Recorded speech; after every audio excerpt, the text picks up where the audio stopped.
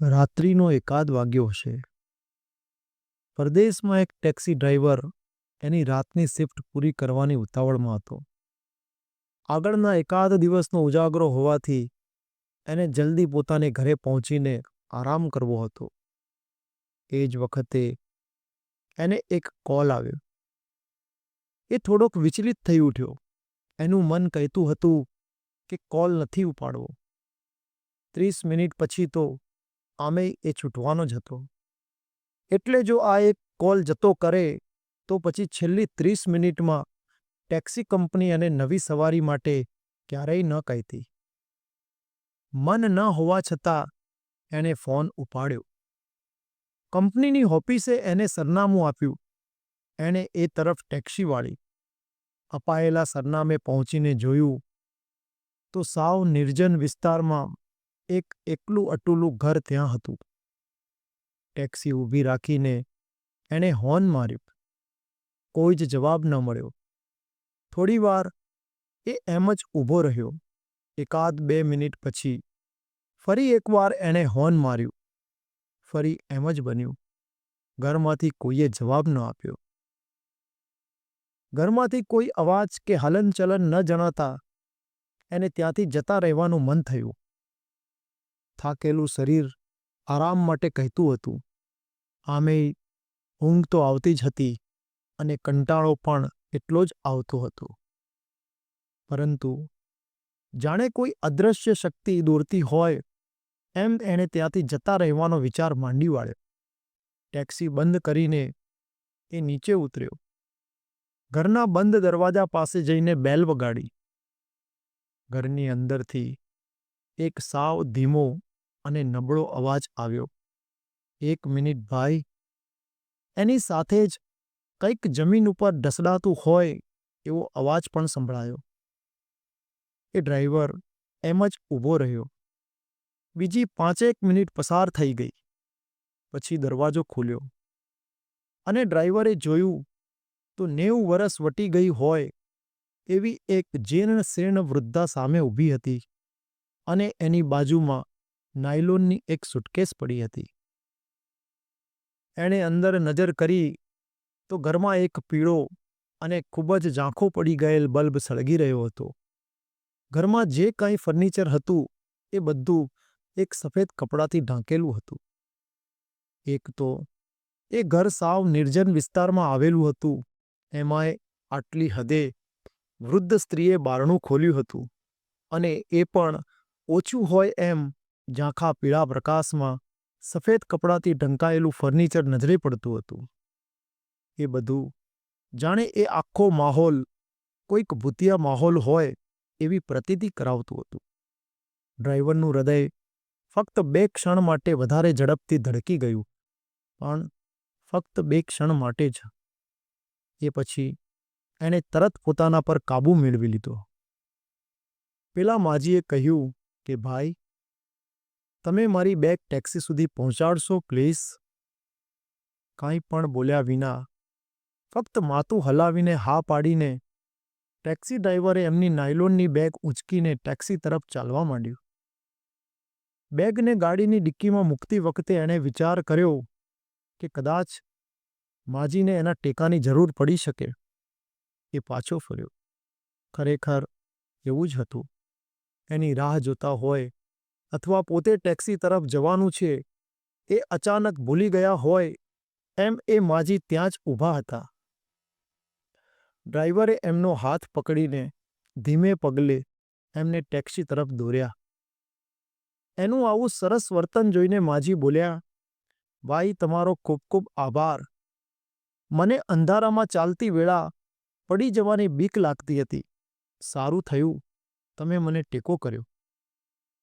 ત્યારે ડ્રાઈવરે અત્યંત નમ્રતાપૂર્વક જવાબ આપ્યો, નહીં માજી, મારી પોતાની બા હોય તો શું હું આમ મદદ ન કરું? આ તો મારી ફરજ છે. સ્ટ્રીટ લાઇટના ઝાંખા અજવાળામાં પણ ડ્રાઈવર માજીની આંખોમાં આવી ગયેલા આંસુને સ્પષ્ટ જોઈ શકતો હતો. ટેક્સીમાં બેઠા પછી એમણે પોતાને જે જગ્યાએ જવાનું હતું એ સરનામાની ચિઠ્ઠી ડ્રાઈવરના હાથમાં મૂકી. ડ્રાઈવરે ધ્યાનથી સરનામું જોયું. અને મનમાં ને મનમાં કયા રસ્તેથી જવું એ નક્કી કરી લીધું. એ પછી કાર સ્ટાર્ટ કરવા માટે એણે હાથ લંબાવ્યો. એ ચાવી ઘુમાવે એ પહેલાં જ પાછળની સીટ પરથી માજી બોલ્યા, ભાઈ, તમે મુખ્ય શહેરમાંથી ચલાવશો પ્લીઝ? ડ્રાઈવરને થોડી નવાઈ લાગી. ચાવી લંબાવેલો હાથ એમ જ ચાવી પર રાખીને એણે કહ્યું, પરંતુ માજી, એ તો ખૂબ જ લાંબો રસ્તો થશે.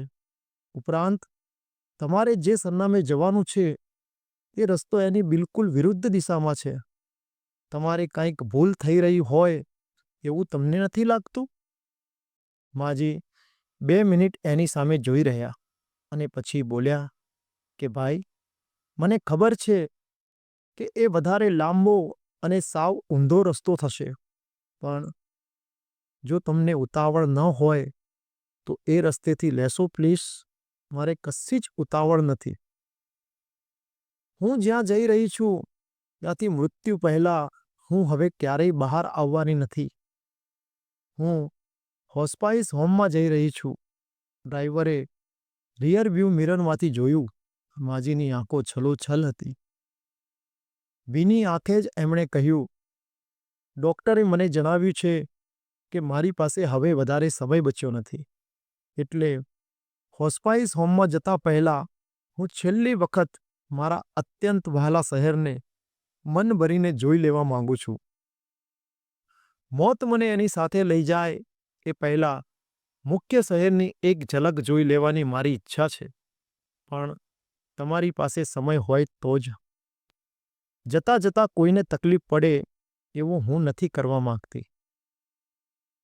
જો તમે એ રસ્તે લઈ જઈ શકો એમ હોવ તો જ, નહીંતર સીધા રસ્તે જવું હોય તો પણ મારો કોઈ વિરોધ નથી.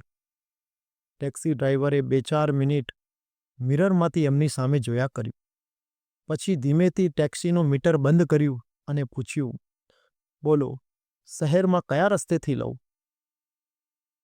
ગમે તે રસ્તેથી જશો એ મને ગમતો રસ્તો જ હશે, એટલે ગમે ત્યાંથી લ્યો. હા, હું કહું ત્યાં થોડી વાર ઊભી રાખશો તો મને ખૂબ ગમશે. મેં એ વિસ્તારમાં જીવન વિતાવ્યું છે. જો કે હવે મારા કુટુંબના બધા સભ્યો મૃત્યુ પામ્યા છે. હું એક બચી છું. મારે હવે કોઈ સગું કે કોઈ વહાલું બચ્યું નથી. બસ એમની યાદો બાકી રહી છે. એ બધી યાદોને મારે ફરી એકવાર તાજી કરવી છે. ડાઉનટાઉન હંમેશા મારી પ્રિય જગ્યા રહી છે. તમે ગમે ત્યાંથી ચલાવશો એ જગ્યાએથી હું જીવનમાં ક્યારેક તો પસાર થઈ જ હોઈશ. ટેક્સી ડ્રાઈવરે શહેર તરફ ટેક્સી લીધી. એક બિલ્ડિંગ પાસે માજીએ ટેક્સી ઊભી રખાવી. પછી એ બિલ્ડિંગને ઘણી વાર સુધી એક નજરે જોયા પછી કહ્યું, હું 18 વર્ષની હતી ત્યારે આ બિલ્ડિંગમાં લિફ્ટ ઓપરેટર તરીકે કામ કરતી હતી. એ વખતે કેટલા બધા લોકોને મળવાનું થતું હતું. વિવિધ મૂડ અને સ્વભાવવાળા લોકો સાથે રોજ મુલાકાત થતી. કોઈ દુઃખી તો કોઈ સુખી, કોઈ હસતું તો કોઈ ગમગીન. વાહ, એ માનવોનો મેળો હું રોજ માણતી. અને હવે એ બોલતા બંધ થઈ ગયા અને જાણે સમયને કોઈ મૌન ફરિયાદ કરતા હોય એમ નિસાસો નાખ્યો. એ પછી એક જૂના મકાન પાસે એમને ટેક્સી ઊભી રખાવતા કહ્યું કે મેં મારા જીવનના ખૂબ જ સરસ દિવસો એ ઘરમાં વિતાવ્યા હતા. એ ઘર એમના દાંપત્ય જીવનનું સાક્ષી હતું. પરિણીત જીવનની બધી જ ખાટી મીઠી, બાળકોની યાદો, સગાવાલા સાથેના પ્રસંગો, એવું ઘણું બધું એમને ટૂંકમાં વર્ણવ્યું. જ્યારે ગળામાં ડૂમો ભરાવવાથી શબ્દોએ દગો દીધો ત્યારે એ લોકો ત્યાંથી આગળ વધ્યા. આગળ એક ખૂબ જ જૂના દેખાતા મકાન પાસે ઊભા રહેતા એમને જણાવ્યું કે વર્ષો પહેલાં એ મકાન એક ક્લબ હતી અને પોતે ડાન્સ શીખવા એક ક્લબમાં નિયમિત આવતા. એટલું કહીને એમને ક્લબ સામે એ રીતે જોયા કર્યું જાણે 50 વર્ષ પહેલાંની પોતે જ ડાન્સની પ્રેક્ટિસ કરતા ન જોઈ રહ્યા હોય. એ પછી 3 કલાકથી વધારે સમય સુધી શહેરમાં એમની રખડપટ્ટી ચાલી. માજી ક્યારેક ઘણી બધી વાતો કરતા તો ક્યારેક ચૂપચાપ એક એક બિલ્ડિંગ અને પસાર થતી દરેક શેરીને અપલક દ્રષ્ટિએ જોયા કરતા. ક્યારેક કોઈક બિલ્ડિંગ પાસે ટેક્સી ઊભી રખાવીને નીચે ઉતરતા. એ બિલ્ડિંગના ઓટલે થોડીવાર બેસી જતા તો ક્યારેક એ બિલ્ડિંગને મિનિટો સુધી બસ જોયા જ કરતા. લગભગ 3.5 કલાક એમ જ ફર્યા પછી માજીએ ટેક્સી ડ્રાઈવરને કહ્યું કે ભાઈ, હવે હું થાકી ગઈ છું. હવે મેં આપેલા સરનામે લઈ લો. ટેક્સી ડ્રાઈવરે પણ કાંઈ પણ બોલ્યા વિના હોસ્પાઇસ હાઉસ તરફ ટેક્સી વાળી. એ અડધો કલાક ન તો ડ્રાઈવર કંઈ બોલ્યો કે ન તો એ માજી કશું બોલ્યા. એ લોકો જ્યારે નર્સિંગ હોમ પહોંચ્યા ત્યારે જાણે માજીની જ રાહ જોઈને રહ્યા હોય એમ 2 વોર્ડ બોય તરત જ બહાર આવ્યા. ટેક્સી ડ્રાઈવરે ડિક્કીમાંથી સુટકેસ બહાર કાઢી. ત્યાં સુધીમાં માજીને વ્હીલચેરમાં બેસાડી દેવામાં આવ્યા હતા. ટેક્સી ડ્રાઈવર નજીક આવતા જ માજીએ પોતાનું પર્સ ખોલ્યું અને પૂછ્યું કે ભાઈ, મારે તમને શું આપવાનું થાય છે એ જણાવશો? ટેક્સી ડ્રાઈવરે જણાવ્યું, કશું જ નથી આપવાનું. અરે ભાઈ, તમારે ઘર નથી ચલાવવાનું? આમ ધર્માદો કરતા રહેશો તો ઘર કેમ ચલાવશો? આ વૃદ્ધા પાસે એટલા પૈસા તો છે જ. તમે જે ભાડું થતું હોય એ લઈ લો. ટેક્સી ડ્રાઈવરે જવાબ આપતા કહ્યું કે એ માટે બીજા ઘણા બધા પેસેન્જર્સ મળી રહેશે અને હું અન્ય સવારીઓમાંથી ઘણું કમાઈ લઉં છું. એનો જવાબ સાંભળીને માજી વ્હીલચેરમાંથી ઊભા થઈ ગયા. ટેક્સી ડ્રાઈવરને વળગીને રડતા રડતા પહેલીવાર એને તુંકારે બોલાવતા કહ્યું કે એની વીતી ગયેલી જિંદગીને ફરીથી અલપ જલપ માણવાનો અને જોઈ લેવાનો મોકો આપ્યો છે. મારી પાસે તારો આભાર માનવાના યોગ્ય શબ્દો પણ નથી. બસ એટલું જ કહીશ કે તે મને ફરીથી એ જ ગલીઓમાંથી પસાર થવાની તક આપી છે જે ગલીઓ મારી યાદદાસ્ત જેવી ધૂંધળી બની ગઈ હતી. આભાર મારા દીકરા. મને ફરી વખત મારી જિંદગી દેખાડવા બદલ થેન્ક યુ વન્સ અગેન. એટલું બોલી આંખો લૂછતા માજી વ્હીલચેરમાં બેસી ગયા. પછી પોતાને અંદર લઈ જવા માટે વોર્ડ બોયઝને ઇશારો કર્યો. ભીની આંખે અને પીગળી રહેલા હૃદય સાથે ટેક્સી ડ્રાઈવર ટેક્સી તરફ આગળ વધ્યો. પાછળથી નર્સિંગ હોમનો દરવાજો બંધ થવાનો અવાજ આવ્યો. એણે પાછા ફરીને ન જોયું. એને ખબર હતી કે ભલે દુનિયા પર એક નવો દિવસ ઉગી રહ્યો હતો, પણ પાછળથી જે અવાજ આવ્યો હતો એ એક જિંદગી આથમવા જઈ રહી હતી એનો હતો. એ પછી એ ટેક્સી ડ્રાઈવરે બીજી એક પણ સવારી લીધી નહીં. એ આખો દિવસ કોઈ કામ વગર અહીંથી તહીં ભટકતો જ રહ્યો. એને વારંવાર એક જ વિચાર આવતો હતો કે જો પોતે 2 વખત હોર્ન મારીને જતો રહ્યો હોત તો, જો પોતાની જગ્યાએ જલ્દી શિફ્ટ પૂરી કરવાની ઉતાવળ કરવાવાળો કોઈ બીજો ડ્રાઈવર હોત તો, જો પોતે જ આ રીતે લાંબો રસ્તો લેવાની ના પાડી દીધી હોત તો, તેણે પોતે કંઈ મોટું કે મહાન કામ નહોતું કર્યું.